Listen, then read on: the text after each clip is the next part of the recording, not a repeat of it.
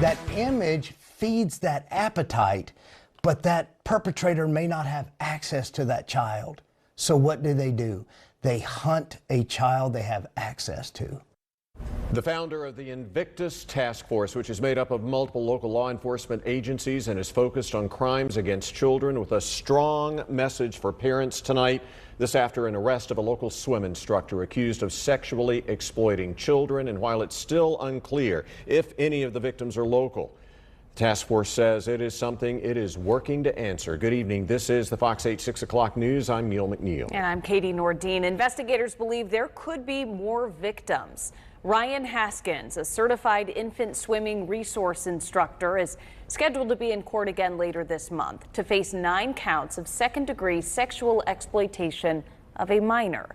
Investigators also told us today Haskins was involved with the Boy Scouts.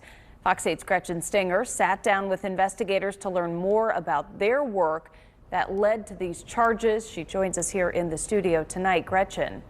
The Invictus Task Force wants parents whose children may have had close contact with Haskins to talk to their kids tonight. The task force also shared with me how they built their case.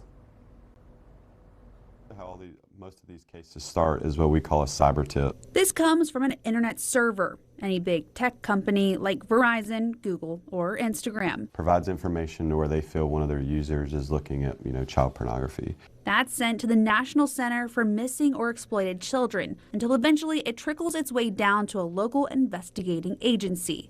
In this case, the Forsyth County Sheriff's Office. With us being part of the Invictus Task Force, we then work as a task force and start that investigation. Once they gather enough evidence, we get tons of information typically from what we were speaking about earlier with the cyber tips. We take that information, we cross-reference that through various legal processes. It's time to move swiftly to make an arrest. Show up, serve the search warrants, and basically do our investigation of seizing devices, looking at devices, and kind of going from there on what we find. Through those investigations, the Forsyth County Sheriff's Office was able to charge Ryan Haskins with 9 counts of second-degree exploitation of a minor.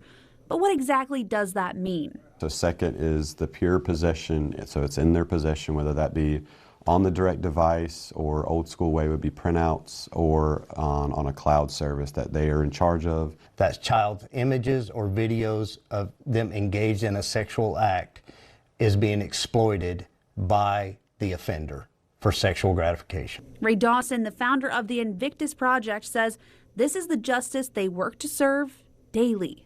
And that's what these charges are, right? We deal in the trading and solicitation of pictures and images. And a lot of times we hear, well, they're just pictures.